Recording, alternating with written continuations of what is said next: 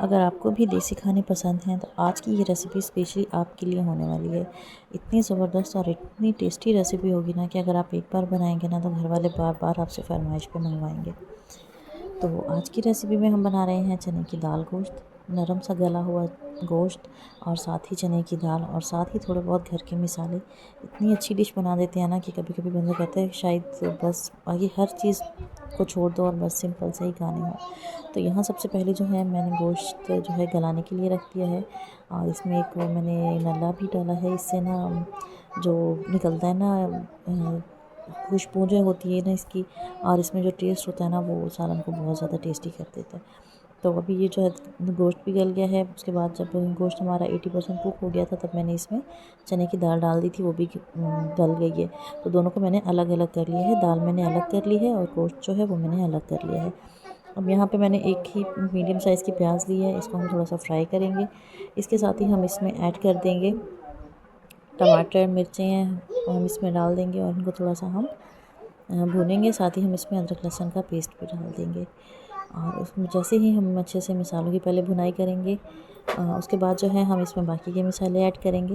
लेकिन उससे पहले अगर आप मेरे चैनल पे न्यू हैं तो मेरे चैनल को जल्दी से सब्सक्राइब कर लें, वीडियो को लाइक एंड शेयर भी कर लिया करें और स्पेशली बेल आइकन को भी प्रेस कर दिया करें ताकि आने वाली जो वीडियोज़ होती हैं उनका नोटिफिकेशन जो है वो पहले आप लोगों को मिल जाया करें। तो अभी जैसे ही आँच थोड़ी सी मैं इसको तेज़ कर दूँगी। इधर यहाँ मैंने इसमें डाल दिया थोड़ा सा दही। दही डालने के बाद जो है हम इसे अच्छे से मिक्स कर लेंगे और उसके बाद जो है हमने इसमें डालने हैं बाकी के मसाले जो हमारे डेली रूटीन के होते हैं। वही मसाले ही मैंने इसमें ऐड किए हैं, लेकिन थोड़ा सा पहले मैंने मसाले को सॉफ्ट होने के लिए छोड़ दिया था ताकि मसाला थोड़ा सा सॉफ्ट हो जाए। इसमें मैंने ऐड किया है उसके बाद नमक। आप अपने टेस्ट के मुताबिक कम या ज़्यादा भी कर सकते हैं। और इसके साथ ही मैंने इसमें साबुत ज़ीरा ऐड किया है और उसके साथ ही मैंने इसमें सूखा धनिया पाउडर है और हल्दी है, सूख मिर्च पाउडर है और थोड़ा सा सूखा धनिया पाउडर है।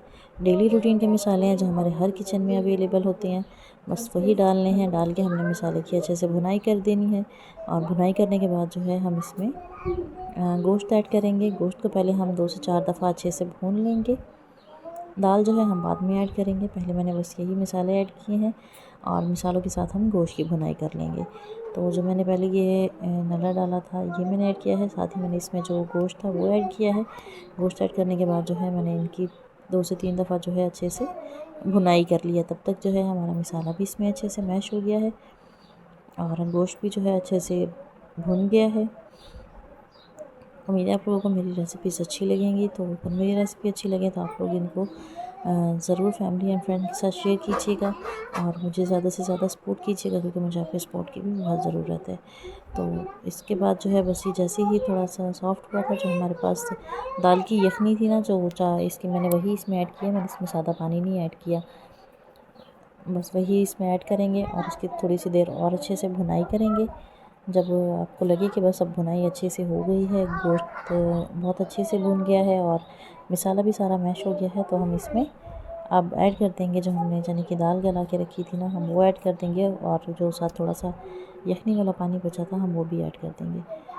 अच्छा, थोड़ी देर हम इसे अच्छे से अभी पकने के लिए छोड़ देंगे, देखिए इस तरह से। और इसको हम आँच जो है वो बिल्कुल हम धीमी कर देंगे।